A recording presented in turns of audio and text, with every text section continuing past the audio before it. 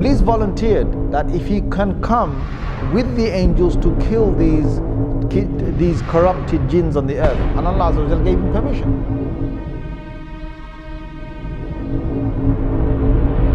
Suddenly Allah reveals to the angels and He says, I am about to make on the earth a Khalifa.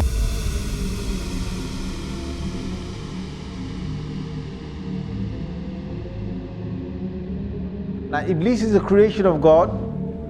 Iblis is a creation of God. Iblis is a jinn. Iblis is, he's made of fire, which the Quran talks again in several places that he's made of fire.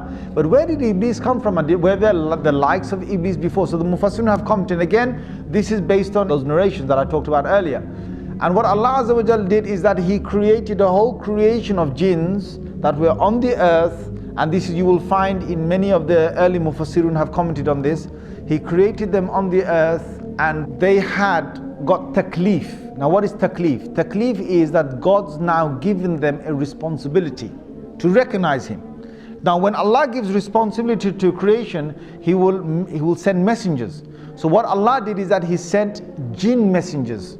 So before there was human messengers, before Adam alayhi salam, who was the first human messenger, there were many jinn messengers that Allah Azza wa Jal sent to them.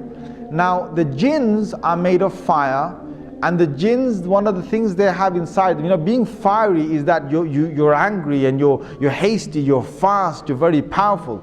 Now the sifat and the qualities that the jinns have between them is that they are in fights and they are in quabbles and they are in superiority and who can prove who's greater. This is one of the nature of the jinns, and they're always in the spirit of challenge.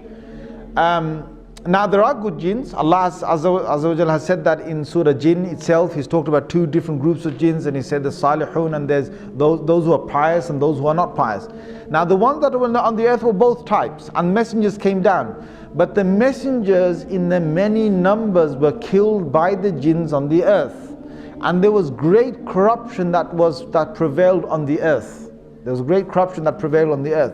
Now there was one notable jinn that was very pious. Iblis, being who he was a good jinn, and he started to worship God to the extent, because jinns could fly, see, and jinns could go through many of the heavens. They could go up and down. They didn't have to stay on the earth. They could travel up. It was only when Rasulullah sallallahu alaihi wasallam came that they were trapped within this first universe. This is clear from the Quran. This in Surah Safat you will find this. In Surah Jinn you will find this. That Allah did not allow them to go beyond the first heaven, or the first heaven meaning the end of this universe. They can't go past that after Rasulullah sallallahu alaihi wasallam became a prophet. But before that they could go above that. So what happened is that on these travels, Iblis proved himself that he was so close to God. And Allah Azza wa Jal then allowed him to get closer and closer, to higher and higher basically. And they say in some of these narrations that there was no space in the heavens was left, like no large space was left in the heaven, but Iblis had gone there and he had worshipped God. So he was a very, very, very close, you could say jinn, servant jinn, however you want to put it, to God. Until then, Allah Azza wa Jal allowed him to come in the company of the malaika, of the angels. And he got the chance to be in the company of the malaika. Allah decided that He's going to send the angels down to the earth and to banish the mutamarrideen, or those jinns that had causes a lot of corruption on the earth. So this group was going to come down and they're going to kill many of these jinns that were just out of control.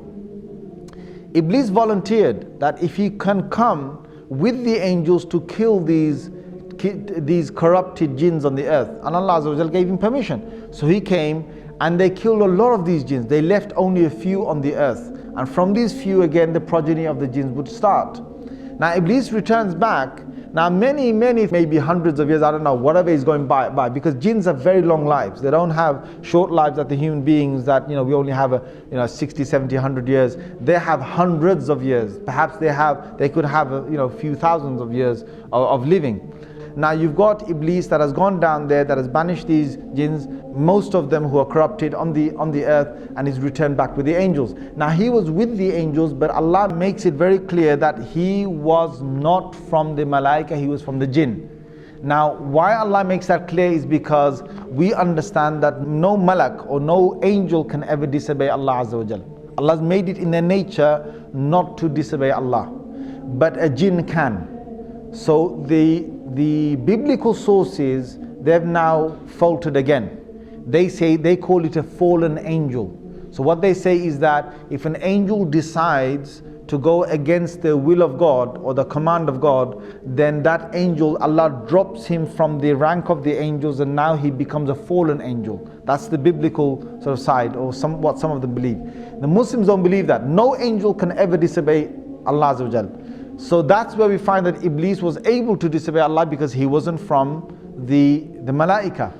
Now there's one thing here. Why is it that Iblis is now going to disobey God? Now you've got to understand the whole thing behind the creation of Adam alayhi salam.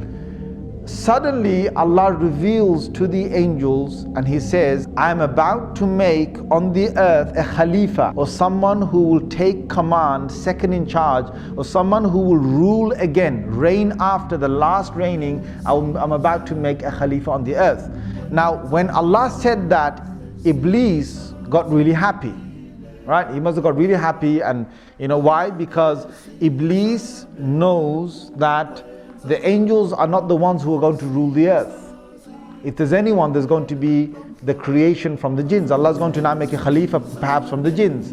But Allah's decision wasn't that He's going to make a Khalifa or a vicegerent from the jinns. His decision now was that He's going to create this new creation. Now this shocked Iblis, because all these years that Iblis had worshipped Allah and had been so good was because he wanted power, he wanted prestige, he wanted to be in charge of the earth, he wanted to be, come back on the earth, and he's going to be sent perhaps as a messenger, or he's going to be sent with a new command of God on the earth, or he's going to be in charge of the jinns on the earth. There's something beautiful that's going to come for Iblis, something that he had a big glimmer and a big hope in, and all that was getting crushed now with this new creation. Now who is this new creation?